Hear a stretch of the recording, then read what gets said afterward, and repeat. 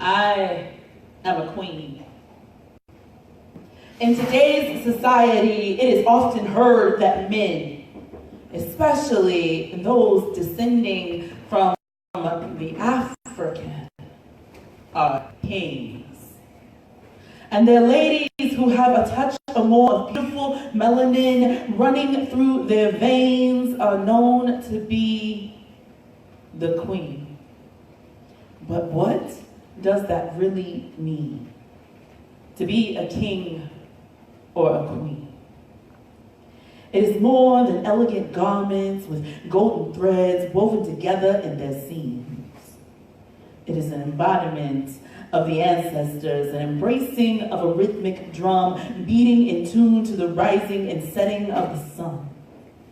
It is distinguished royalty and is not dependent upon one's family. I am a queen. My carriage is draped in realness that you can't help but see. You see, I have an energy that decrees I will succeed. There is a confidence deep in me that cannot be copied. I am gifted with the Midas touch, my creativity golden, because I don't shy away from the labor others would say it's too much. Please understand, when you hear someone say they are the queen bee, they don't talk about me. For I am a queen, a royal priesthood, and an entity that dares not be compared to a species female dog. This is what it takes to be a queen. Now some will say we can't all be called thusly so, but as I observe the legacies surrounding me, I see only other kings and queens in this here empire city. I am a mother of nations. And through my blood flows the tears shed at the ancestors' capture. The very makeup of my bone structure is the spitting image of slaves that sought freedom through running feet or swaying trees. Look at me. I am a queen. Filled with a dignity that cannot be taken. It is not by chance that I stand here today. A queen who descends from queens can only be this way. Follow me.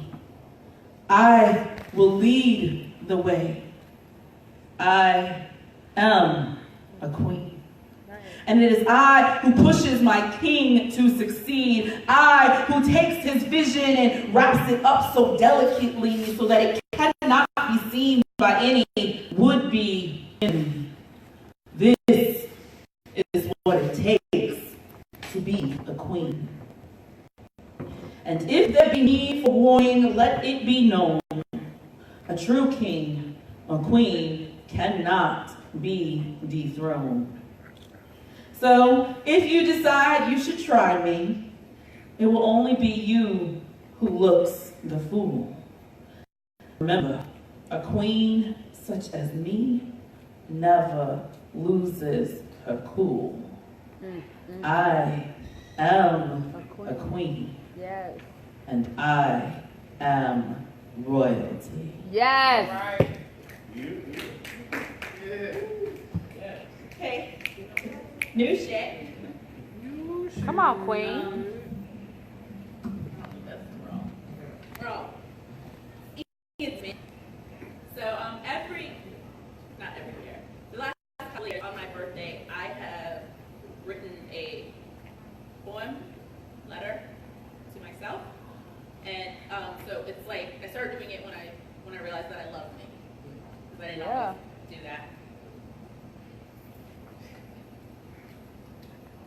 I am not sure when I realized it, but I'm pretty positive 8th grade is when it was abundantly evident. I hated you. Your personality, your skin, your body, everything about you. The picture of ugly. And I I could never love even the smallest pieces of you. Now, I'm not sure when it happened, but eventually acceptance settled in. You were nothing more than a token friend. You would never be good enough for the kids whose dark skin mirrored yours, and you would forever be the reason the girls with translucent vampire-like skin couldn't be anything associated with racism. And I could never love even the smallest pieces of you.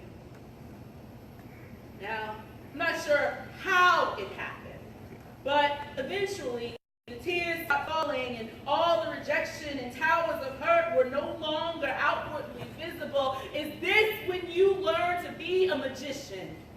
Shrinking into walls, disappearing into the background, the master of invisibility. Because certainly, this is when the final embers of love floated upward toward the heavens and hatred began to sink in. And I could never love even the smallest pieces of you. You were fat because your body looked nothing like the toothpicks depicted on the cover of every magazine, lining every shelf of every store you ever walked in, and you couldn't even dream of fitting in the other girl's denim. You were dumb. Intelligent beyond anyone's comprehension, but your need to be unseen overrode every smart thing, thus presenting a picture of complete stupidity. And I think you thought you were white, didn't you?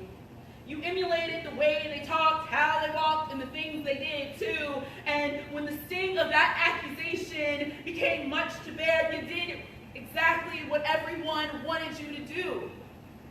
Shut up. You had so much potential, but you pretended it didn't exist and that you were content. You did everything you could to not have any spark of interest lit up in your eye. Your world surrounded by glass ceilings. You knew you could never be able to reach the sky. So you allowed your being to be confined by every conceivable limit. And I hated everything about you. I knew I could never love even the smallest pieces of you. I'm not sure of the age or how this discovery took hold, but there was a time when your sexuality took center stage. You became the secret lover of every boy who looked at you with slightly more than a sideways glance, and everyone had the key to your pants. And in those moments, you thought for sure you'd found love. You never even knew you were looking for it. And so you began to dance, a puppet on a string. You controlled nothing. The undulating of your hips on demand for the boys who took charge of you. I could never love even the smallest pieces of you. Dear 14-year-old me, don't be afraid to smile. Trust that you can walk on water and dreams do come true. Dear 14-year-old me, one day you will wake up and everything that was stolen from you, plundered from your depths, will be sitting on your front steps. Dear 14-year-old me, one day you will know that the opinions of others cannot make or break you. You will take charge of this life you're living and stand proudly at the helm, knowing you are the only one steering. Dear 14-year-old me, don't be ashamed of your tears. Allow them to be shed throughout the years. Dear 14-year-old me, one day you will be brave enough to say, I could love every bit of you. Dear 14-year-old me, on the day you turn 40, you will look into the mirrored frame and proudly proclaim, I love every bit of me. Dear 14-year-old little girl, hang in there. It's a heck of a ride, but child,